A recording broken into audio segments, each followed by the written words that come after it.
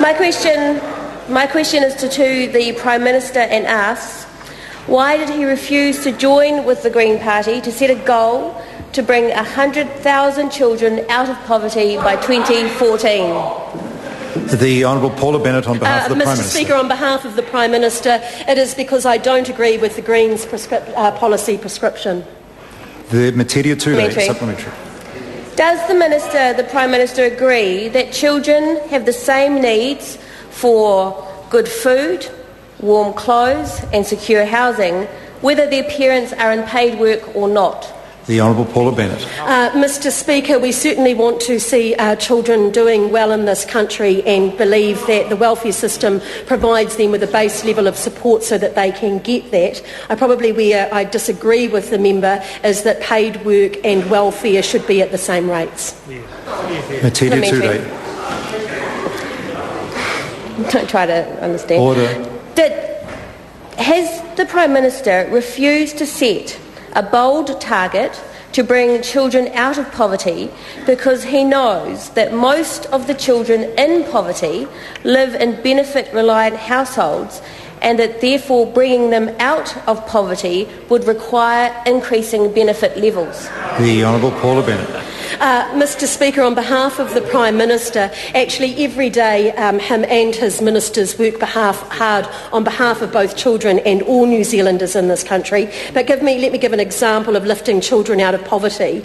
If we get people into work, that is the best way we can actually get those children out of poverty. For example, in the 9 months to June this year, there was a 24% increase in the number of people going off the DPB and into work. Those 5,374 sole parents had more than 8,300 children. Order. Those children actually went... That's very interesting information the Minister is sharing with us, but the question was reasonably precise about whether or not the reason that the Prime Minister wouldn't support the Green Party's goal was because it would mean paying higher levels of benefit. Now, the Minister sort of started to answer it in that she started arguing what other things might be important, but it would be quite helpful to say something about the question asked. If the Minister's forgotten, I'm very happy to get Metiria Turei to repeat it. Metiria Turei, maybe it'd be helpful if she did repeat the question. Thank you, Mr. Speaker. Has the Prime Minister refused to set a bold target to bring children out of poverty because he knows that most of the children in poverty live in benefit-reliant households and therefore bringing them out of poverty would require increasing benefit levels? Honourable Paula Bennett. Mr. Speaker, my point was on behalf of the Prime Minister that the best way we can get those children out of poverty is to have them in households where they are in paid work. For example, in the 9 months to June this year, 5,374 sole parents went off the benefit and into work, and that meant more than 8,300 children were in paid work and were more likely to be out of poverty. Order. I can't hear. Is the member calling a point of order? Point of order. Point of order, Metiria Turei. You did ask the Minister to address the issue of increasing benefit levels, which she once again did not do. Well, in order and fairness, I think what the Minister in her answer was disagreeing with the member's question, that rather than increasing benefit levels, the Minister was arguing, in other words, she was disagreeing with that proposition. She was arguing the best way to get children out of poverty is get parents into work, which is a perfectly fair way, I think, to reply to the question. Metiria Turei.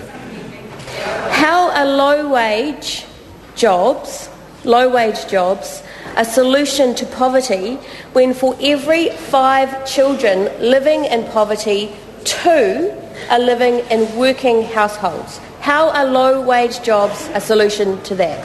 The Honourable Paula Bennett. Because, Mr. Speaker, you're more likely to get into a higher paid job by being in work, gaining skills and actually being in that working environment. Metiria Turei. Order. Metiria Turei. Thank you, Mr. Speaker. Wouldn't extending working for families to beneficiary families and raising the minimum wage for working families be sufficient to bring 100,000 children out of poverty by 2014? And why does the Prime Minister consistently refuse to do it for those children who are most in need? The Honourable Paula Mr. Bennett. Speaker, I choose to answer the first part of that question, and that is actually that there is currently a court case going on about the Working for Families and the in-work tax credit, and I'm not prepared to answer that question. Metiria Turei.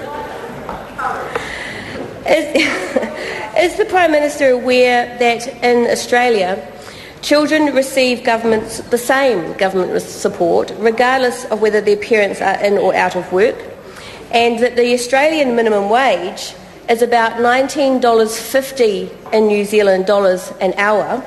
And if so, has he considered that introducing these child-friendly policies in New Zealand might actually help with his failing goal of catching up with Australia?